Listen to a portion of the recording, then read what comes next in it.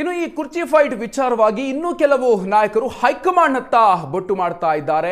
High command ಸಮರ್ಥವಾಗಿದೆ, ಸಮಸ್ಯೆಯನ್ನ ಬಗೆಹರಿಸುತ್ತೆ ಅಂತ ವಿಧಾನಸೌಧದಲ್ಲಿ ಸಚಿವ ಚೆಲುವರಾಯಸ್ವಾಮಿ ಹೇಳಿಕೆ ಕೊಟ್ಟಿದ್ದಾರೆ. ಅಧಿಕಾರ ಹಂಚಿಕೆಯ ಬಗ್ಗೆ ನಮ್ಮ ಇಬ್ಬರು ನಾಯಕರಿಗೆ ಗೊತ್ತಿದೆ, ಹೈಕಮಾಂಡ್ ಕರೆದಾಗ ಹೋಗ್ತೀವಿ ಅಂತ ಎಚ್.ಕೆ. ಪಾಟೀಲ್ ಹೇಳಿಕೆ ಕೊಟ್ಟಿದ್ದಾರೆ.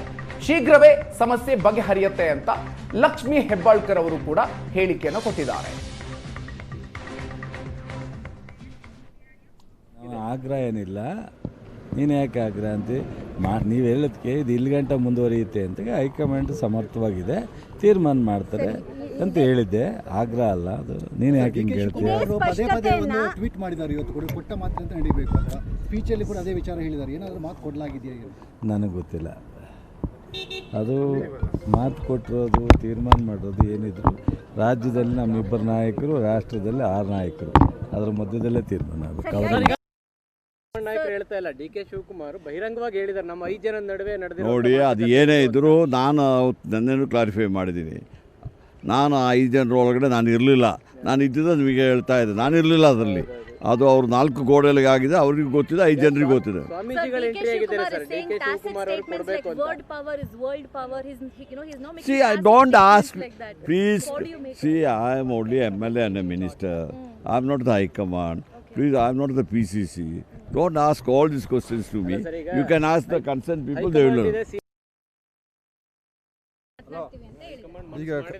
ಈಗ ಖರ್ಗೆ ಸಾಹೇಬರು ಹೇಳಿದ ಮೇಲೆ ನಮ್ಮ ಅಖಿಲ ಭಾರತ ಕಾಂಗ್ರೆಸ್ ಸಮಿತಿ ಅಧ್ಯಕ್ಷರು ಅವ್ರು ಹೇಳಿದ ಮೇಲೆ ಇನ್ನೇನು ಅದ್ರ ಬಗ್ಗೆ ಮತ್ತೆ ಇನ್ನೇನು ಚರ್ಚೆ ಮಾಡುವಂಥ ಅವಶ್ಯಕತೆ ಇಲ್ಲ. ಅವ್ರು ಕರ್ಸ್ ಮಾತಾಡ್ತೀವಿ ಅಂತ ಹೇಳಿದ್ರೆ ಕರ್ಸ್ ಮಾತಾಡಿ ತೀರ್ಮಾನ ಮಾಡ್ತಾರೆ. ಹೌದು, ಅದೇ ಲೇಟ್ ಏನಿಲ್ಲಪ್ಪ, ಎಲ್ಲದಕ್ಕೂ ಸಮಯ ಸಂದರ್ಭ ಬಂದಾಗಲೇ ತಾನೇ ಎಲ್ಲ ಆಗುವಂಥದ್ದು. ಅದಕ್ಕೋಸ್ಕರ ಈಗ ಅವರು ಆ ಸನ್ನಿವೇಶ ಸುಮ್ಮನೆ ಕರೆದ್ರೆ ಆಗುತ್ತಾ? ಹೇಳೋರು ಆಯಿತು, ಹೇಳೋರು ಹೇಳ್ತಾರೆ, ಅದೆಲ್ಲ ಇರ್ತದೆ. ಈಗ ಅವರು ಖರ್ಗೆ ಸಾಹೇಬರು ನಮ್ಮ ರಾಜ್ಯದವರೇ, ಅವ್ರಿಗೆಲ್ಲ ವಿಷಯ ಗೊತ್ತೇ ಇದೆ. ಅದರಿಂದ ಕರೆದಿ ಒಂದು ಸುಸೂತ್ರವಾಗಿ ತೀರ್ಮಾನ ಆಗುತ್ತೆ ಅಂತ ನಮ್ಗೆ ವಿಶ್ವಾಸ ಇದೆ. ಯಾಕಂದರೆ ಅದೆಲ್ಲ ಹೈಕಮಾಂಡ್ ಮಟ್ಟದಲ್ಲಿರುವಂಥದ್ದು. ಅವ್ರಿಗೆ ಅವರೇ ಕರ್ಸ್ಕೊಂಡಿರೋದ್ರಿಂದ ಅಲ್ಲೇ ಎಲ್ಲ ತೀರ್ಮಾನ ಆಗ್ತದೆ. ಕಾಂಗ್ರೆಸ್ ಪಕ್ಷದಲ್ಲಿ ಇದು ಆಂತರಿಕ ವಿಚಾರ. ಯಾರೇ ಬೇರೆಯವರು ಅವರ ಅಭಿಪ್ರಾಯಗಳು ಏನೇ ಕೊಟ್ಟರು ಕೂಡ ಅದು ಅವರು ಹೇಳುವಂಥದ್ದಕ್ಕೆ ನಾವು ಇಲ್ಲ ಅಂತ ಹೇಳಬಾರ್ದು ಅಂತ ನಾವು ಹೇಳೋಕ್ಕಾಗಲ್ಲ, ಪ್ರಜಾಪ್ರಭುತ್ವ. ಆದರೆ ನಮ್ಮ ಪಕ್ಷದ ತೀರ್ಮಾನಕ್ಕೂ ಅದಕ್ಕೂ ಯಾವ ಸಂಬಂಧ ಇರೋದಿಲ್ಲ. ನಮ್ಮ ಪಕ್ಷದ ತೀರ್ಮಾನ ನಮ್ಮ ಪಕ್ಷದ ವರಿಷ್ಠರು ಮಾಡ್ತಾರೆ, ಮತ್ತು ನಮ್ಮ ಶಾಸಕರಿದ್ದಾರೆ, ನಮ್ಮ ಪಕ್ಷದ ಮುಖಂಡಗಳಿದ್ದಾರೆ, ಅವ್ರ ಜೊತೆ ಕೂಡ ಚರ್ಚೆ ಮಾಡಿ ಇದು ನಮ್ಮ ಬಗ್ಗೆ ನನಗೇನು ಗೊತ್ತಿಲ್ಲ. ಬಟ್ ನಮ್ಮ AICC ಅಧ್ಯಕ್ಷರಾದಂಥ ಖರ್ಗೆ ಸಾಹೇಬ್ ಈ ರೀತಿ ಹೇಳಿದಾರಂತಂದರೆ ಕರೆದು ಮಾತನಾಡ್ತಾರೆ ಅಂತ ಅಂದ್ಕೊಂಡು. ಮೇಡಮ್, ಈ ಗೊಂದಲಗಳಿಗೆಲ್ಲ ಯಾವಾಗ ತೆರೆ ಬೀಳ್ತಿದೆ ಮೇಡಮ್? ಅದನ್ನು ಹೇಳಲಿಕ್ಕೆ ನಾನು ಯಾರು? ಬಟ್ ಅಧ್ಯಕ್ಷರು ತಮಗೆ ಹೇಳಿದಾರಂತೆ ತಾವೇ ಹೇಳ್ತಾ ಇದ್ದೀರಾ. ಸೊ ಆದಷ್ಟು ಶೀಘ್ರದಲ್ಲಿ ಇದಕ್ಕೆಲ್ಲ ಒಂದು ತೆರೆ ಬೀಳುತ್ತೆ. ನಾಯಕತ್ವ ಬದಲಾವಣೆ ಆಗಬೇಕಾ ಬೇಡವಾ ಮೇಡಮ್? ಏನು ನನಗೆ ಅದ್ರ ಬಗ್ಗೆ ನೀವು ಕೇಳಲಿಕ್ಕೆ ಹೋಗಬೇಡಿ. ಸಂಪೂರ್ಣವಾಗಿ ಹೈಕಮಾಂಡ್ ಅವರು ಏನು ಹೇಳ್ತಾರೆ ಅದನ್ನು ಅವರು ಕೇಳ್ತಾರೆ, ಇವರು ಕೇಳ್ತಾರೆ, ನಾವು ಕೇಳ್ತೀವಿ. ಹೈಕಮಾಂಡ್ ಏನೇ ನಿರ್ಧಾರ ತೆಗೆದುಕೊಂಡ್ರು ಲಕ್ಷ್ಮೀ ಹೆಬ್ಬಾಳ್ಕರ್ ಅದಕ್ಕೆ ಬದ್ಧ. ಖಂಡಿತವಾಗ್ಲೂ ಹೈಕಮಾಂಡ್ ಅವರು ಏನೇ ನಿರ್ಧಾರ ತೆಗೆದುಕೊಂಡ್ರು ಕೂಡ ನಾನು ಬದ್ಧ ಆಗಿರ್ತೀನಿ, ಎಲ್ಲರೂ ಬದ್ಧರಾಗಿರ್ತೀವಿ. ಈ ಪವರ್ ಶೇರಿಂಗ್ ವಿಚಾರದಲ್ಲಿ ಮಾತುಕತೆ ಆಗಿತ್ತಾ? ಯಾಕಂದ್ರೆ ಡಿ.ಕೆ. ಶಿವಕುಮಾರ್ ಅವರು ಅದ್ರ ಬಗ್ಗೆ ನನಗೇನೂ ಗೊತ್ತಿಲ್ಲ. ಅದ್ರ ಬಗ್ಗೆ ನನಗೇನು ಕಲ್ಪನೆನೂ ಇಲ್ಲ, ನನಗೇನು ಗೊತ್ತಿಲ್ಲ. ಮತ್ತು ಆ ಮಟ್ಟಕ್ಕೆ ನಾನು ಮಾತಾಡುವಂತ ಇದನ್ನು ಕೂಡ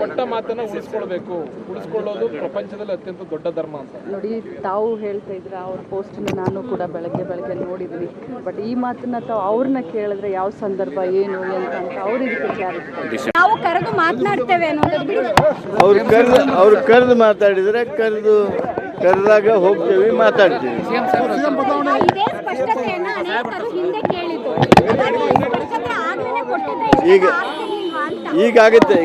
ನಾವು ಕರೆದು ಮಾತನಾಡ್ತೇವೆ ಅನ್ನೋದು ಅವ್ರು ಕರೆದು ಮಾತಾಡಿದರೆ ಕರೆದಾಗ ಹೋಗ್ತೀವಿ, ಮಾತಾಡ್ತೀವಿ. ಇದೇ ಸ್ಪಷ್ಟತೆಯನ್ನ ಅನೇಕರು ಹಿಂದೆ ಕೇಳಿದ್ದು. ಈಗಾಗುತ್ತೆ. ನಾವು ಕರೆದು ಮಾತನಾಡ್ತೇವೆ.